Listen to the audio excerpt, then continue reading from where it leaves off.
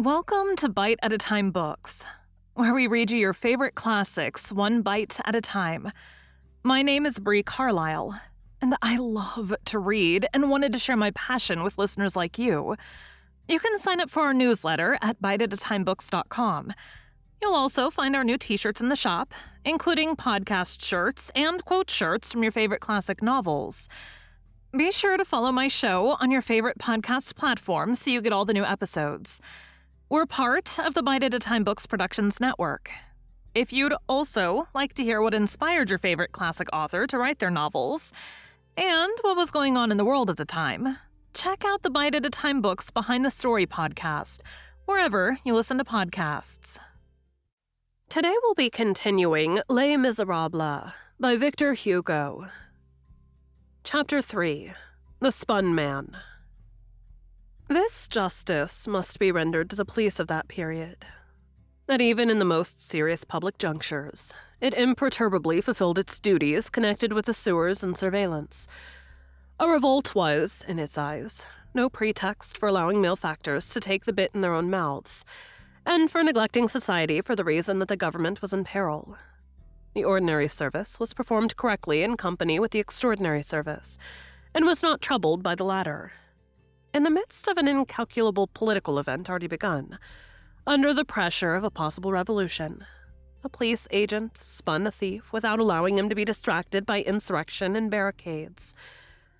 It was something precisely parallel which took place on the afternoon of the 6th of June on the banks of the Seine, on the slope of the right shore, a little beyond the Pont des Invalides. There is no longer any bank there now. The aspect of the locality has changed.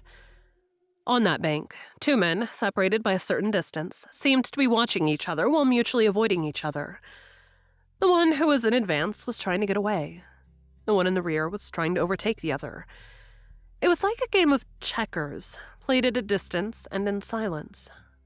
Neither seemed to be in any hurry, and both walked slowly, as though each of them feared by too much haste to make his partner redouble his pace. One would have said that it was an appetite following its prey, and purposely without wearing the aid of doing so. The prey was crafty and on its guard. The proper relations between the hunted polecat and the hunting dog were observed. The one who was seeking to escape had an insignificant mien and not an impressive appearance. The one who was seeking to seize him was rude of aspect and must have been rude to encounter. The first, conscious that he was the more feeble, avoided the second. But he avoided him in a manner which was deeply furious. Anyone who could have observed him would have discerned in his eyes the somber hostility of flight, and all the menace that fear contains. The shore was deserted. There were no passers-by. Not even a boatman nor lighterman was in the skiffs, which were moored here and there. It was not easy to see these two men, except from the quay opposite, and to any person who had scrutinized them at that distance. The man who was in advance would have appeared like a bristling, tattered, and equivocal being, who was uneasy and trembling beneath a ragged blouse, and the other like a classic and official personage, wearing the frock coat of authority buttoned to the chin. Perchance the reader might recognize these two men, if he were to see them closer at hand. What was the object of the second man? Probably to succeed in clothing the first more warmly. When a man clothed by the state pursues a man in rags, it is in order to make of him a man who is also clothed by the state. Only the whole question lies in the color. To be dressed in blue is glorious. To be dressed in red is disagreeable. There is a purple from below. It is probably some unpleasantness in some purple of this sort, which the first man is desirous of shirking. If the other allowed him to walk on, and had not seized him as yet, it was, judging from all appearances, in the hope of seeing him lead up to some significant meeting place, and to some group worth catching. This delicate operation is called spinning. What renders this conjecture entirely probable is that the buttoned-up man, on catching sight from the shore of a hackney coach on the quay, as it was passing along empty, made a sign to the driver. The driver understood, evidently recognized the person with whom he had to deal, turned about and began to follow the two men at the top of the quay at a foot-pace. This was not observed by the slouching and tattered personage who was in advance. The hackney coach rolled along the trees of the Camp Elysees. The bust of the driver, whip in hand, could be seen moving along above the parapet. One of the secret instructions of the police authorities to their agents contains this article. Always have on hand a hackney coach in case of emergency. While these two men were maneuvering, each on his own side, with irreproachable strategy, they approached an inclined plane on the quay which descended to the shore, and which permitted cab drivers arriving from Passy to come to the river and water their horses. This inclined plane was suppressed later on, for the sake of symmetry. Horses may die of thirst, but the eye is gratified. It is probable that the man in the blouse had intended to ascend this inclined plane, with a view to making his escape into the Camp Elise, a place ornamented with trees, but in return much infested with policemen, and where the other could easily exercise violence. This point on the quay is not very far distant from the house brought to Paris from Muret in 1824 by Colonel Braque and designated as the House of Francois I. A guard-house is situated close at hand. To the great surprise of his watcher, the man who was being tracked did not mount by the inclined plane for watering. He continued to advance along the quay on the shore. His position was visibly becoming critical. What was he intending to do if not throw himself into the Seine? Henceforth, there existed no means of ascending to the quay. There was no other inclined plane, no staircase, and they were near the spot marked by the bend in the Seine toward the Pont de Jena, where the bank, growing constantly narrower, ended in a slender tongue and was lost in the water. There, he would inevitably find himself blocked between the perpendicular wall on his right, the river on his left, and in front of him, and the authorities on his heels. It is true that this termination of the shore was hidden from sight by a heap of rubbish 6 or 7 feet in height, produced by some demolition or other. But did this man hope to conceal himself effectually behind that heap of rubbish which one need but skirt? The expedient would have been puerile. He certainly was not dreaming of such a thing. The innocence of thieves does not extend to that point. The pile of rubbish formed a sort of projection at the water's edge, which was prolonged in a promontory as far as the wall of the quay. The man who was being followed arrived at this little mound and went round it, so that he ceased to be seen by the other. The latter, as he did not see, could not be seen.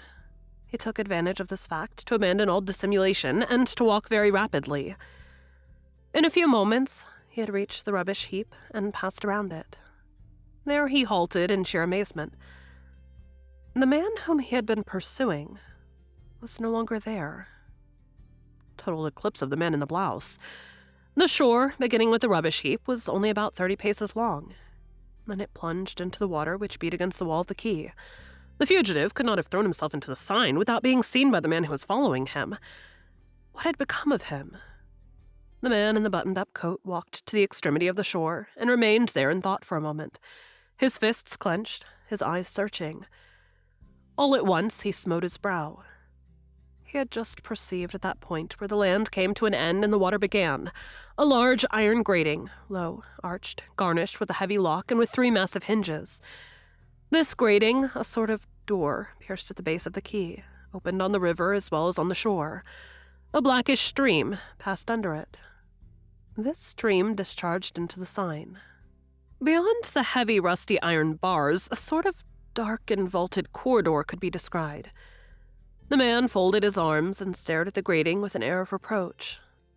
As this gaze did not suffice, he tried to thrust it aside. He shook it.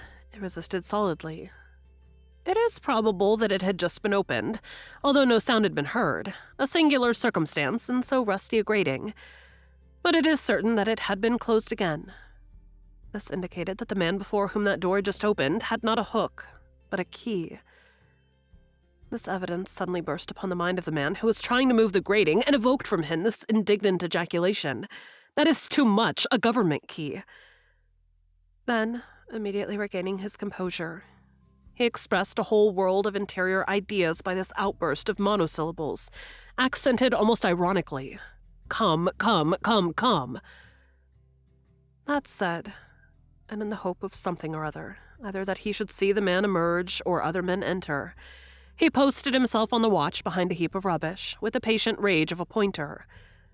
The hackney coach, which regulated all its movements on his, had in its turn halted on the quay above him, close to the parapet.